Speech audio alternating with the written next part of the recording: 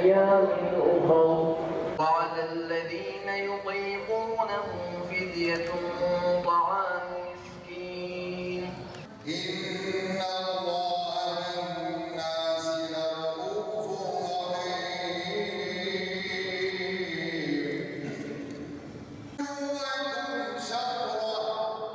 وإن الذين أوتوا الكتاب ليعلمون أنه الحق من ربهم أوتوا الكتاب لكل آية ما تدعو قبلتهم بتابعين قبلة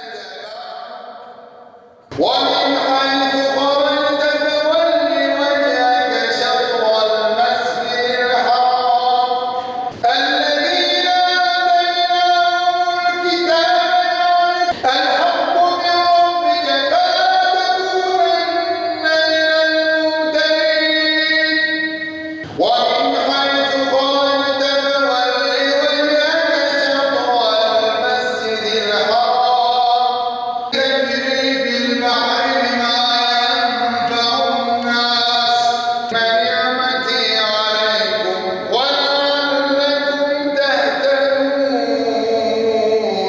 ويعلمكم الكتاب والحكمة ويعلمكم ما لم تكونوا تعلمون استعينوا بالصبر والصلاة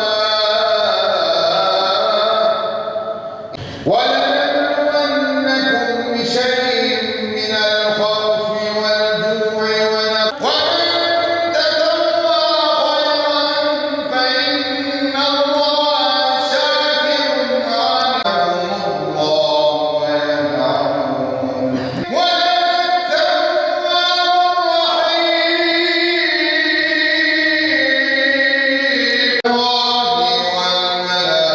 والملائكة والناس أجمعين الله هو الرحمن الرحيم من كل دابة ولو يرى الذين ظلموا إذ يرون الله والذين آمنوا نزل الكتاب بالحق وإن الذين اختلفوا وآتى المال على حبه لذي القربى واليتامى وإذا عاهدوا والصابرين في البأساء تقديم الأسباب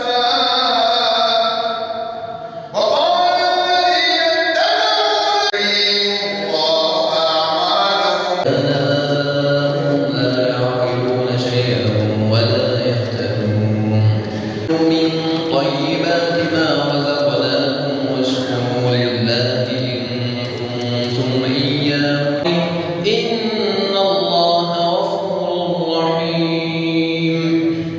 Allah'ın bize vermiş olduğu bir mucizedir. Biz bu mucizeleri kullanmadığımız zaman, iyi niyetle bakmadığımız zaman her türlü felaket başımıza gelir, her türlü sıkıntılar gelir. Bakın deprem oldu, sel oldu, bakın o hastalık çıktı ama hala da biz arlanmıyıq. Hala daha biz düzelmiyik.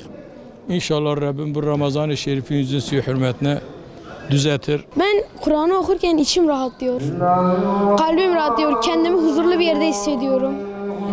Kur'an okuduğumda kendimi çok güvenli, yani kendimi bırakıyorum, oraya bırakıyorum. Mukabeleye geliyorum, dinliyorum. 11 ay beklerim. Mukabeleyi okumak için 11 ay beklerim. Her gün dinliyor. Günde 3 tane cüz dinliyor. Sabah cüzü öyle, bir de ikindi cüzüne buraya geliyor. Tabii Kur'an-ı Kerim'i okunacak kurban. Allah rızası için bunları hepsini dinliyor.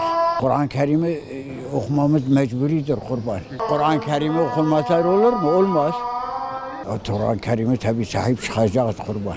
Ramazan ayı günahlardan arınma, dua, Kur'an okuma, iyilik yapma özellikle ayıdır yani. Ya her insan Kur'an okurken tabii ki duygular anlatılmaz. O an insanın kalbinde hissetmesi gereken bir duygudur.